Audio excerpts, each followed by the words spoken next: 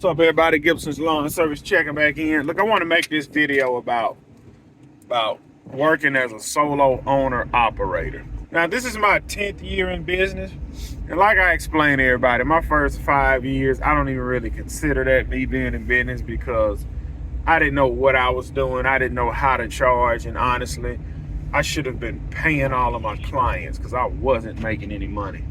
And I'm not going to do a pros and a cons list. I'm just going to tell you the things that I've experienced. When you're working as a solo owner operator, there's a lot of things you can control and a lot of things you can't control.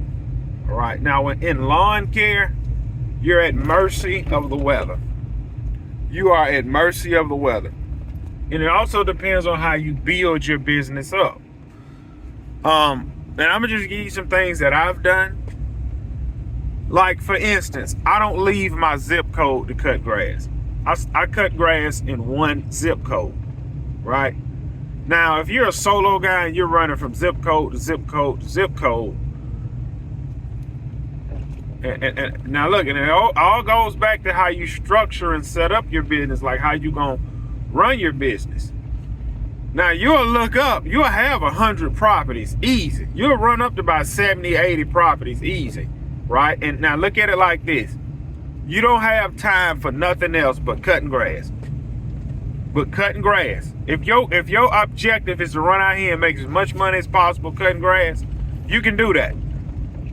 You can make about 100,000 just cutting grass. You really don't have time to do shrub trimming. You don't have time to do landscaping jobs unless you start putting systems in place saying, I'm not taking on any and everything. I'm going to take on some properties, but this is how it's going to be done. I'm just going to give you my story.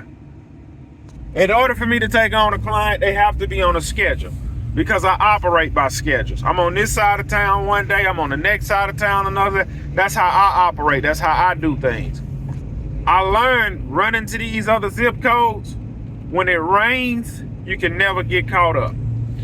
You can never, if I'm 15 minutes in the next city and it start raining, I got to shut down. Then tomorrow I got to go back to that city and pick up where I left off versus if I'm in this one city. Now, by me trimming back to this one zip code, I have a 4-day mowing schedule, and Friday and Saturday is for makeup days, or Friday and Saturday is for small landscaping jobs. The solo guy, you can only take on so much landscaping work. Cutting grass is just what it is. You cutting grass and getting out of there. When it's time to, and you can depend on you. You can depend on you because you know you're gonna show up in the morning. You know you're gonna do a good job. You know you're gonna do quality work. The problem comes in is when you get sick, or when you get hurt, or when you have family emergencies or things your family needs you to be there for. That's where the problem comes in at. Now, as a solo guy, hey, you can charge top premium dollar and get it. And get it because in a sense you're saying, hey man, I really don't need no more work, but if you really want me, this is gonna be the price for me to really do it. And you're gonna find you're gonna have people saying, that's fine, I'm willing to pay that. Therefore, more and more work will be coming in. As a solo guy, you're gonna have a cutoff on what you can make, because that's it. Because you still gotta get your family that time and you still have to have a life. So you're gonna have to have a cutoff as a solo guy. And when it rains and you're backed up, you're only one person. It's only so much you can get done. Versus if you had help, oh man, we can knock all this out. We can get caught back up in 2 days. We can take on bigger landscape jobs. But the thing about help is you don't know when they gonna be sick. You don't know when they gonna quit. So then that brings another level of stress because, man, I done picked up this little small apartment complex because there's 2 of us, and this guy up and quit on me. Now I'm stuck with the smoking gun. I got to hurry up and find another guy. So they say it's always good not to hire one person, just go ahead and hire 2. Because at some point, one of them's going to quit, one of them's going to be sick, one of them's going to call out, one of them's going to lay down on you. It's more moving parts when you start hiring employees. We're not even going to talk about the business side, like the insurance and all that other stuff you have to have when you have employees. You will make more money, but you will spend more money as well. So, and the Bible speaks about it, 2 is always better than 1, but you have to be honest with yourself and see which route you're really trying to go on. Can a guy stay solo and just run his business for years on years on years on years on years? What's going to happen with a solo guy if he's in a truck 20, 30 years by himself? He's going to look up. He's going to have a bunch of money saved up.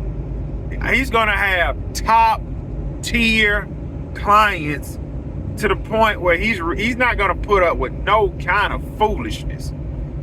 Which means, will he price himself out of the market? No. He's only going to subject himself to a certain type of market. Like some of the clients I have, they just want mow, blow, and go. Ain't no landscaping, ain't no it's just mow, blow, and go. When that guy when that solo guy get to that certain level, he's not doing that. He's going to want to do full property maintenance. He's going to have maybe 30, 40 properties.